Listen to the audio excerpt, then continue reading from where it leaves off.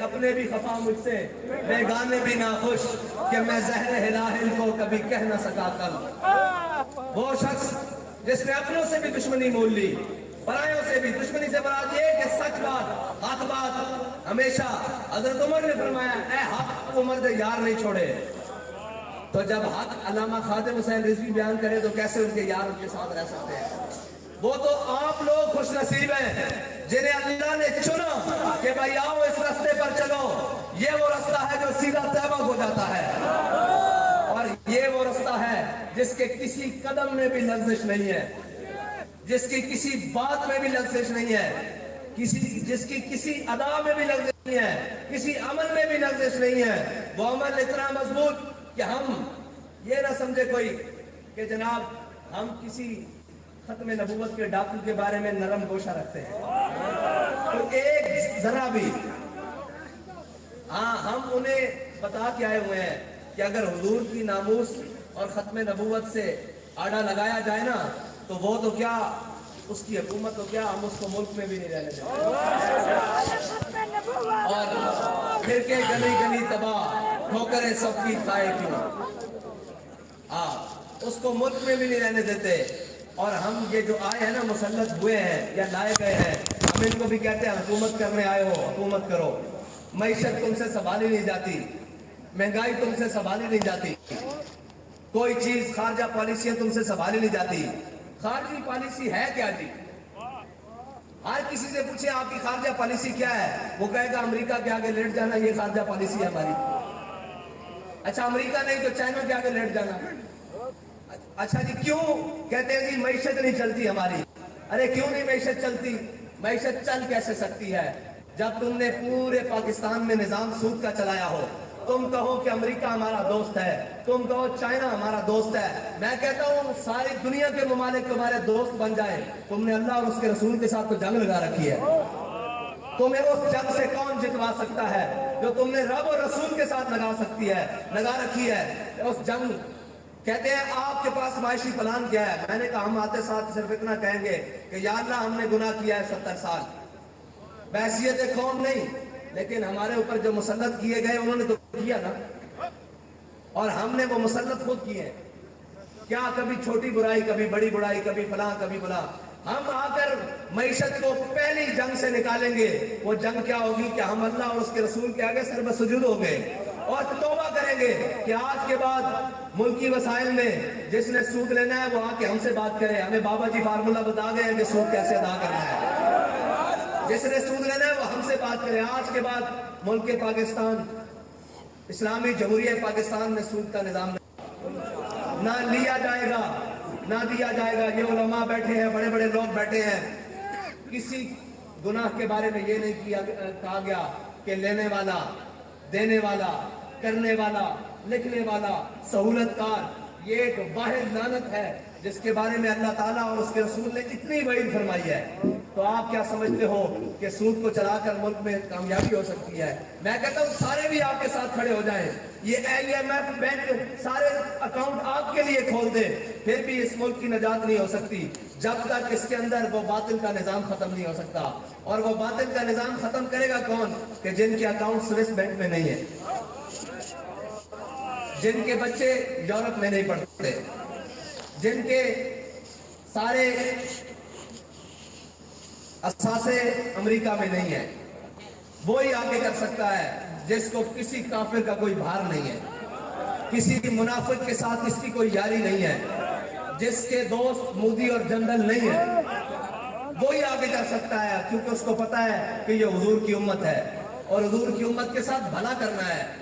حضرت عمر رضی اللہ تعالیٰ عنہ نے مال دیکھا جو فتوحات کے بعد جمع ہوا، اس میں گھوڑے بھی تھے، خچر بھی تھے، بکریاں بھی تھی، اونٹ بھی تھی، گائے بھی تھے، یہ سارا سرکاری مال جب آپ نے دیکھا نا تو اپنے غلام کو بلایا، فرمایا ادھر آؤ، فرمایا یہ مال لے جاؤ اور یہ لے کر جا کر فلانی سرکاری چراگاہ ہے اس میں لے جاؤ اور چراؤ۔ اور آگے کیا فرمایا؟ بڑی گہری بات ہے، آپ نے فرمایا ابن عوف اور ابن عفان کے مال کو سرکاری چراگاہ کے قریب نہیں آنے دینا۔ اب ابن عوف کون ہے؟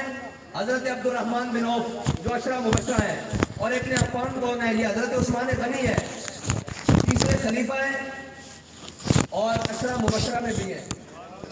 اور بڑی شانوں والے ہیں اور ذوالنورین بھی ہیں۔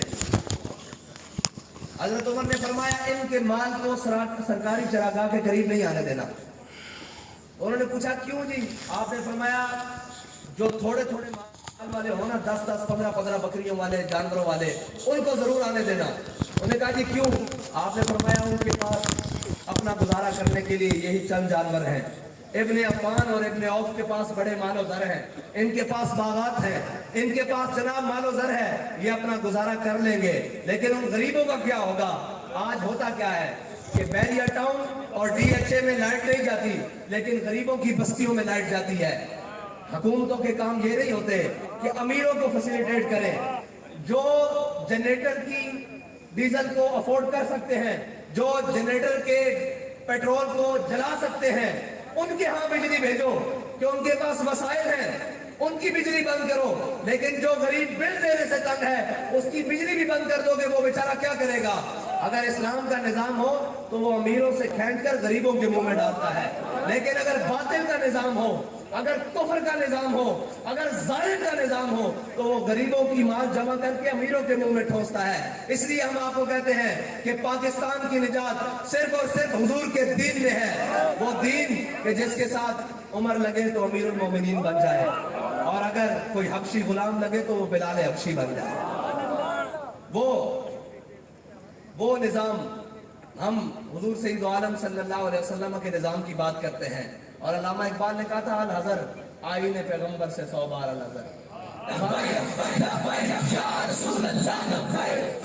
اور بھائی بتاتا ہوں جی، الحذر آئین پیغمبر سے 100 بار الحذر۔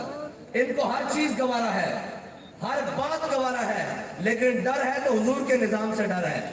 وہ نظام حضرت فاروق اعظم فتح بیت المقدس کے موقع پہ گئے تو آگے سے آپ کے کمانڈر اور نائب کمانڈر دونوں، چیف آف آرمی سٹاف اور جناب joint chief of army staff دونوں آ گئے، ایک حضرت ابو عبیدہ بن جراح رضی اللہ تعالیٰ عنہ اور ایک حضرت خالد بن ولید رضی اللہ تعالیٰ عنہ۔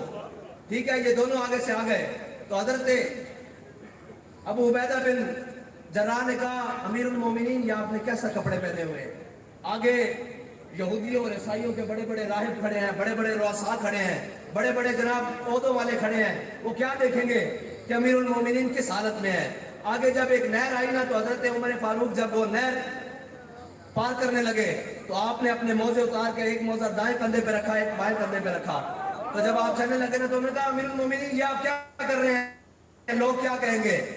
تو حضرت فاروق اعظم رضی اللہ تعالیٰ عنہ کمال بات فرمائی، فرمایا ہے ابو عبیدہ اگر تو امیر الامہ نہ ہوتا تو میں تجھے بتاتا کہ ہم وہی تھے جن سے 10 اونٹ مکے کی گلیوں میں، مکے کے صحراؤں میں نہیں سنبھالے جاتے تھے، مکے کی وادیوں میں نہیں سنبھالے جاتے تھے 10 اونٹ۔ آج 36 لاکھ مربع میل کا حکمران ہوں میں، اور میری مرضی کے بغیر پتہ نہیں ہلتا، تو یہ ساری عزتیں اسلام نے ہمیں دی ہیں، یہ ساری باتیں اسلام نے ہمیں دی ہیں۔ جب حضرت فاروق اعظم نے ان سے پوچھا کہ تم نے نئے کپڑے کیسے پہن رکھے ہیں، تمہیں تو اسلام نے اس بات کی اجازت نہیں دی، تو حضرت ابو عبیدہ بن جراح نے اپنا گریبان کھول کے دکھایا، حضور کپڑے نئے نہیں ہیں، نیچے وہی رکھے ہوئے ہیں اپنے، جو ہماری اوقات ہے، جو ہماری روایات ہے، جو ہماری تہذیب ہے، جس چیز نے ہمیں عزت دی ہے، ہم نے کپڑے نئے نہیں پہنے، یہ تو صرف ان کو دکھانے کے لیے پہنے ہیں، اور یہ اسلام ہے جس کی بات ہم کرتے ہیں۔ لیکن اس اسلام سے تکلیف ہے، یورپ کو بھی تکلیف ہے، اور ان کو بھی تکلیف ہے جو یورپ کی اینٹیں لگا کر اسلام کا مطالعہ کرتے ہیں، اور ان کو بھی تکلیف ہے، اسلام سمجھ نہیں آ سکتا، اسلام اس طرح سمجھ نہیں آتا۔ یا ایھا الذین آمنوا ادخلوا فی السلم کافہ، پہلے پورے کے پورے تو داخل ہو، نظام تمہارا باطل کا ہو، روٹی تمہاری جناب سود سے ہو، اور نظام تمہارا رشوت سے چلتا ہو، اور دن رات بے حیائی کے اور فحاشی کے اڈے اور چینلز یہ کھلے ہوئے، تو تم کیا توقع رکھتے ہو کہ اللہ کی رحمتیں تمہارے ساتھ آئیں گی؟ یہ معاشرہ ٹھیک ہو جائے گا، مقصد سب کا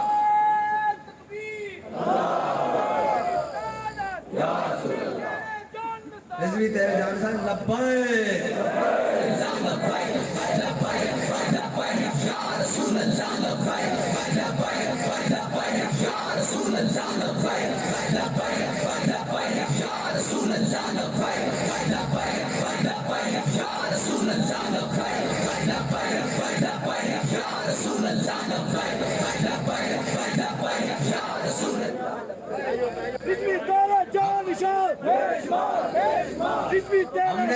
ہم نے کسی کے ساتھ متاثر نہیں ہونا. کسی کا بیانیہ سچا نہیں ہے سوائے تحریک لبیک پاکستان کے. ایک ہی بیانیہ ہے کہ اپنی بات نہیں حضور کے دین کی بات کرو. اپنی باتیں نہیں حضور کے دین کی بات کرو. اس نظام کی بات کرو جو ہر ظالم کو گریبان سے پکڑ سکے اور ہر مظلوم کے ساتھ کھڑے ہو سکے. وہ یہ نہ ہو کہ اپنی باری آئی.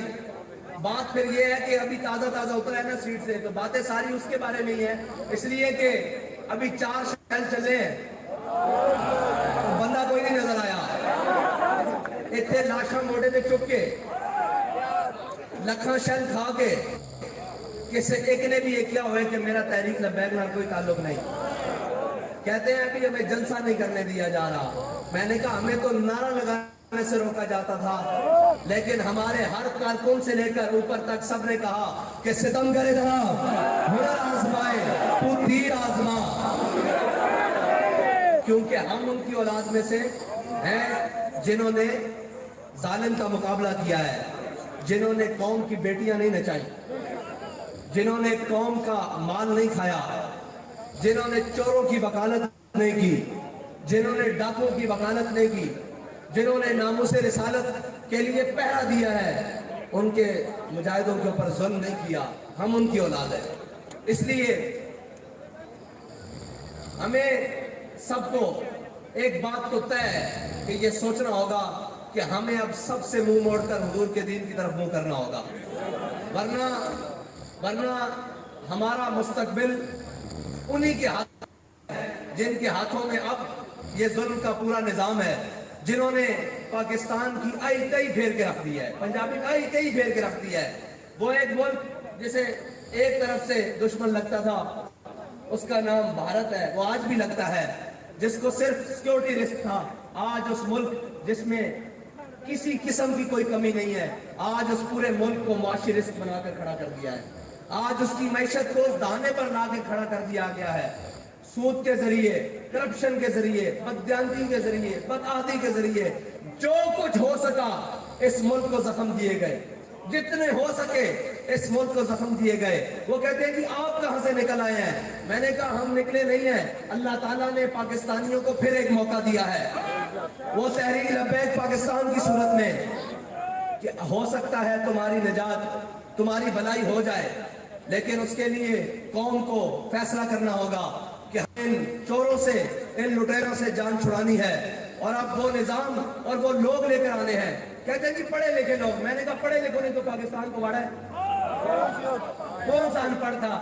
یہ کہتے ہیں جی امپورٹڈ حکومت. میں نے کہا جی شہباز گل کہاں سے آئے, یہ سارے کہاں سے آئے ہیں؟ آپ کی پوری کابینہ امپورٹڈ تھی, ساری چیزیں آپ بھی امپورٹڈ ہیں. یہ بھی آپ کو پتا ہے کہ ملک الیکشن پاکستان میں ہونے ہیں, مشورہ لندن کرنے چلے گئے. یہ لانتی جنہوں نے آ کر پہلے بھی پاکستان کو لوٹا اور اب پاکستان کے مزید چھیڑے ہو گئے ہیں, یہ وہ سارے جمع ہو چکے ہیں پاکستان کے خلاف اور اہلیان پاکستان کے خلاف. اور پاکستان کی بقا اب اسی میں ہے کہ جو بابا جی نعرہ دے کے گئے ہیں کہ آیا آیا. ہاں, محمد عربی صلی اللہ علیہ وسلم کا دین ہے جو ہر چیز کو درست رکھ سکتا ہے اور ہر بات کو درست رکھتا ہے. اور وہ دین خالی خشکوں کا دین نہیں, وہ دین بھی نہیں کہ جس میں صرف لوٹا بسترا مسلح ہو اور صرف باتیں ہوں. نہیں, وہ دین نہیں. علامہ اقبال سے کہتے ہیں کہ وہ دین کون سا؟ علامہ اقبال کہتے ہیں عقل و دل و نگاہ کا مرشد اولی ہے عشق, عشق نہ ہو تو شر و دی بت کدہ تصورات. کہتے ہیں حضرت خالد بن ولید کو کسی جنگ میں شکست کیوں نہیں ہوئی تو کسی نے پوچھا خالد آپ بڑے طاقت والے ہیں, آپ بڑے مجاہد ہیں, آپ کے پاس بڑی تلوار دھنی ہے, آپ بڑے جنگ کے فن کو جانتے ہیں, تو آپ نے فرمایا چلو اس وجہ نہ نہیں. خالد نے اپنے آقا و مولا دے پیشانی دے بال اپنی ٹوپی چ رکھے ہوئے, جدھر منہ کردا اللہ تعالیٰ فتح دیتا جاتا. اس واسطے اسی اس گل نہیں ڈردے کہ اسی ناکام ہو جاواں گے, اس واسطے کہ اسی اپنے دلوں میں حضور دی محبت رکھی ہوئی, اور وہ محبت جس نے اتنے بھی جگمگانا اور آخرت میں بھی جگمگانا اور ہر اندھیری رات جو چراغ ہے, اسی وہ محبت لے کے اگر فیض آباد جائیے تو اللہ تعالیٰ سانو ناکام نہیں کرتا. اسی وہ محبت لے کے صرف پنڈی تک پہنچیے تو اس غیرت بیٹر گستاخ نو اپنے کام روکنے پیندے. اور اسی یہ محبت لے کے وزیر آباد آئیے تو پوری حکومت دا ہر چیز پلٹ کے رکھ دینا اور جس میدان میں چاہیے اللہ تعالیٰ سانو پتہ دینا اس دی وجہ ساڑھا کوئی کمال نہیں اس دی وجہ کہ ساڑھے دلوں میں حضور دی محبت ہے دنیا دی کوئی لالچ نہیں اقتدار دی کوئی لالچ نہیں کوئی حوث نہیں کسی قسم دی اس واسطے ساڑھے دلوں میں جو محبت موجود ہے جڑی ہر باطل نو شکست دے سکتی ہر ظلم دے نظام نو ختم کر سکتی ہر ختم ہوئی ہوئی چیز کو دوبارہ بحال کر سکتی اور پاکستان دے ہر مشکل دے ویلے صرف وہی بات اور وہی گل کم آ سکتی جڑے امیر المجاہدین کہہ کے گئے اے لوگ مذاق اڑا دے رہے کہ معیشت کس طرح دوست ہوئے گی تو انہوں نہیں پتا کہ معیشت پاکستان دیوالیہ کچھ دنوں ہوتے کھڑیا شاید تو انہوں احساس نہیں کہ میں بار بار معیشت کی گل کیوں کر رہا کہ پاکستان دا معیشت بالکل اس طرح ڈاوا ڈول کھڑی وہ کہنے سے کہ بابا جی کہنے سود نہیں ہے جنہاں کو لیا نہیں انہوں کو دیو میں تو انہوں قسم کھا کے کہنا کہ پاکستان کی معیشت دا آخری حل وہی ہوئے گا جو امیر المجاہدین فرما کے کہتے یا رسول اللہ لبیک لبیک لبیک یا رسول اللہ لبیک لبیک لبیک یا رسول اللہ لبیک لبیک لبیک یا رسول اللہ لبیک لبیک لبیک یا رسول اللہ لبیک لبیک لبیک یا رسول اللہ لبیک لبیک آج ساڑھے آن کا مقصد ہے سی کہ اسی حافظ وحید شہید کو خراج تحسین پیش کرنا آیا اور اے عہد وفا کرنا آیا کہ جناب اگر تسی خون دیتا اگر تسی جان دیتی تو اسی توڑے پچھو بیٹھ نہیں گئے بلکہ ہر ظالم دے گریبان پکڑن واسطے اسی اور مضبوط ہو کے آ گیا اور حافظ صاحب توڑی روح لکھا سلام اسی ایک جان دے کے مزید بیداری پیدا کی تھی اور ناروان آلے اس گل تے فخر کرتے رہیں گے قیامت تک کہ جدو حضور دی ناموس رسالت نو ختم نبوت نو خون دی لوڑ پیسی تے اسی بھی اپنا ثبوت حافظ وحید شہید پیش کیتا سی آج اسی یہ سارے عہد کرن آیا کہ اے میدان چوراں واسطے خالی نہیں ہوئے گا اے میدان جناب پاناما والے واسطے خالی نہیں ہوئے گا اے میدان نچن ٹپن والے واسطے خالی نہیں ہوئے گا اے میدان جدو لگے گا لبیک یا رسول اللہ دے نعرے نال اور جدو سفرے ہوئے گی پھر عالم چشم اقوام یہ نظارہ ابد تک دیکھے رفت شان ورفانہ لقد ذکرت دیکھے جب حضور کے غلام نکلیں گے اور اپنے عہد و وفا کے ساتھ نکلیں گے اور اس وفا کے ساتھ نکلیں گے جس ہاتھ کو ہم نے امیر المجاہدین کے ہاتھ میں دے کر رکھا ہے جب وہ عہد و وفا دے کر نکلیں گے تو پھر لوگوں کو بتائیں گے کہ جلسے ایسے ہوتے ہیں ریلیاں ایسے ہوتی ہیں اور الیکشن ایسے ہوتے ہیں اور اس کے رزلٹ یہ ہوتے ہیں جو لبیک والے چاہتے ہیں اللہ تعالیٰ مجھے اور آپ کو حضور کے دین پر عمل کرنے کی توفیق عطا فرمائے اور اس جذبے کے ساتھ پاکستان میں حضور کے دین کو تخت پر دیکھنا نصیب فرمائے جو جذبہ ہمیں امیر المجاہدین دے کے گئے ہیں وآخر دعوانا